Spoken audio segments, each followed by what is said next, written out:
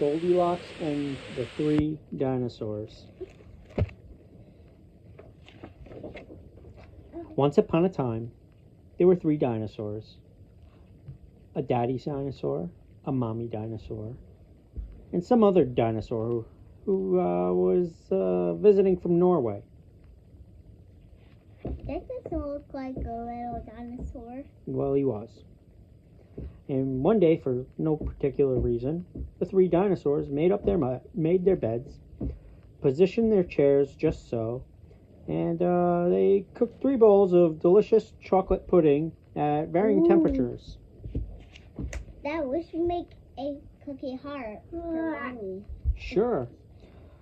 Oh boy, said Papa Dinosaur in his loud, booming voice. It's finally time to leave and go to the someplace else. Yes, continued Mama Dinosaur. I sure hope that no innocent little succulent child happens by our unlocked home while we are someplace else. Ha ha hoo hee hoo hee. And the other dinosaur. Yeah, the other dinosaur made a loud noise that sounded like a big evil laugh, but probably was just a polite Norwegian expression. And the three dinosaurs went someplace else, and were definitely not hiding in the woods waiting for an unsuspecting kid to come by. They are. So sure enough, Goldilocks, after 5 minutes,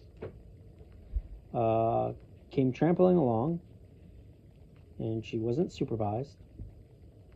And just then, the forest boomed with what could have been a dinosaur yelling, "Gotcha!" You surprised them. But I'm pretty sure it was just a wind. The loud noise was immediately followed by another loud noise that sounded like, "Be patient, Papa! Patient, Papa Dinosaur! The trap is not set yet to be sprung." But that could have been a rock falling or maybe a squirrel. Who knows? Anyway, either way, Goldilocks was not the type of little girl who listened to anyone or anything, just like Dana. For Don't call her Dana. For example, Dana never listened to warnings. You did that on the other day. You should call it just Goldilocks. All right. So Goldilocks never listened to warnings about dangers of barging into strange people's enormous houses. So as soon as Goldilocks came across a strange, enormous house, she barged right in. Doop-de-doop-de-doop. Inside, Goldilocks immediately smelled the 3 bowls of delicious chocolate pudding.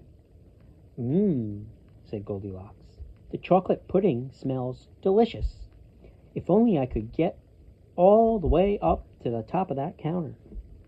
Then Goldilocks noticed a very tall ladder just happened to be sitting there, and it certainly wasn't left there on purpose. So Goldilocks climbed the ladder and found herself face to face with 3 gigantic bowls of chocolate pudding. Yay! The first bowl of chocolate pudding was too hot, but Goldilocks ate it anyway because, hey, it's chocolate pudding, right? The second bowl of chocolate pudding was too cold, but who cares? It's pudding! Eat it! No. The third bowl of chocolate pudding was just right, but Goldilocks was on such a roll by now that she didn't even care. Nom, nom, nom, nom, nom, nom. Soon Goldilocks was stuffed like one of those delicious chocolate-filled little girl bonbons, which, by the way, are totally not the favorite things in the whole wide world for hungry dinosaurs. Tired and groggy, Goldilocks noticed that there were 3 chairs in the living room, so she climbed down the ladder and walked out of the kitchen, and that first chair was just too tall. So she went to the second chair, which was also too tall. But the third chair was still too tall. So Goldilocks wasn't going to climb that high chair just to sit in some chair, so she hiked over to the bedroom. And when she got there, she noticed that the beds were also gigantic. What is going on around here? Groaned the exhausted girl. These bears must be enormous. Or crazy. Huh.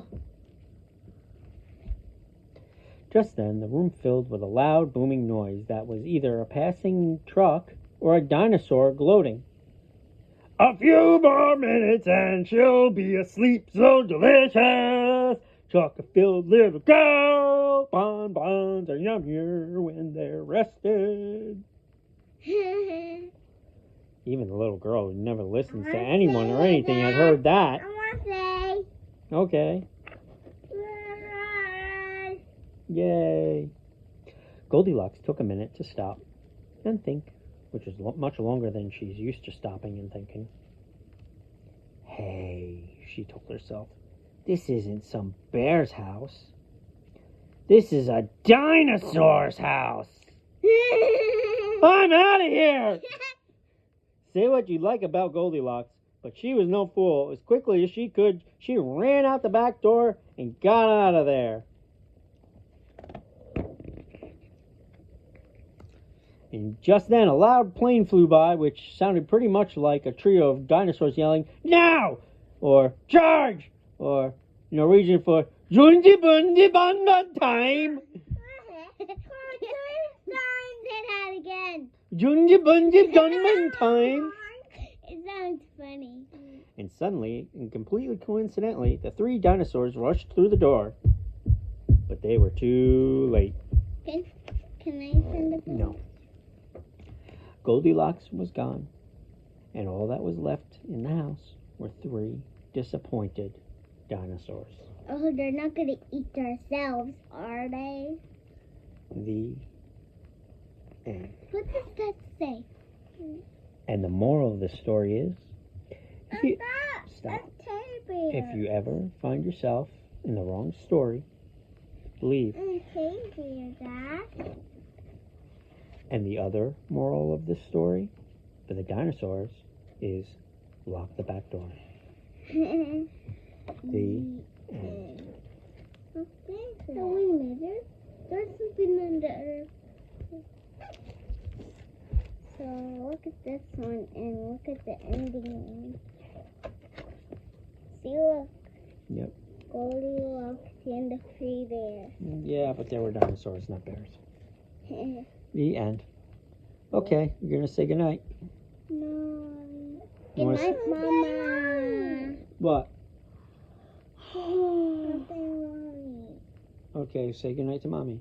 Say goodnight, Mommy. Good night, Mother. We love you. See you tomorrow. All right, hit the button.